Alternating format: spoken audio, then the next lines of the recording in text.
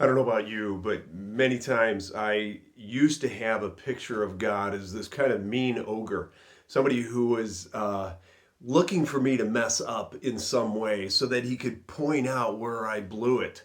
That changed a long time ago. But one of the passages that has really shaped kind of the way I picture God is in John chapter 2. We recently read it in a sermon, but it's a situation where Jesus is in Cana and he's going to a wedding there and he's going to change the water to wine.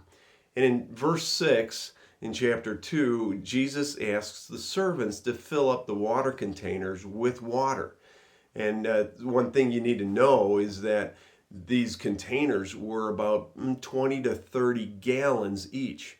So about 25 gallons, and there were six of them. That's 150 gallons of water that they needed to fill these things up. And it says here in verse 7 that the servants filled up each container up to the brim. And then Jesus changes the water to wine. That's 150 gallons of wine. That's 2,400 cups of wine. This couple had this gift from Jesus, and it was an abundance. I mean, it was a lot. And they would never have that much to drink, and so they could take this and they could sell it and make even more money after the party was over. But really, what it shows me is that God is not a stingy God. He's not a God that's angry and waiting for us to fail. But God is a God of abundance. He's a God that gives in full. He's the God that provides for us in incredible ways. And He fills things to the brim. I know, He's done that with me as I look back on the way He's blessed me with abundance, with health and with great relationships, a great church family, and just great things all over.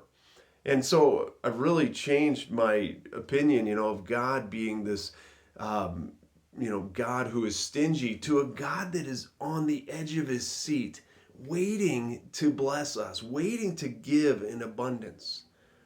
Maybe I won't think about your life and maybe just stop for a moment and think about the ways God has blessed you abundantly, the way He's given to you. And just stop and say, God, thank you. Thank you for giving to me. Thank you for blessing me. Thank you for making my life, a life of abundance. Take a time to do that. And I just want to invite you back to join us on a Sunday. We're exploring the Gospel of John, the first part of it, and I think you'll find it rewarding. Have a great day, and I just hope you see God as a God of abundance, a God who is not stingy, a God who wants to give to you in great ways.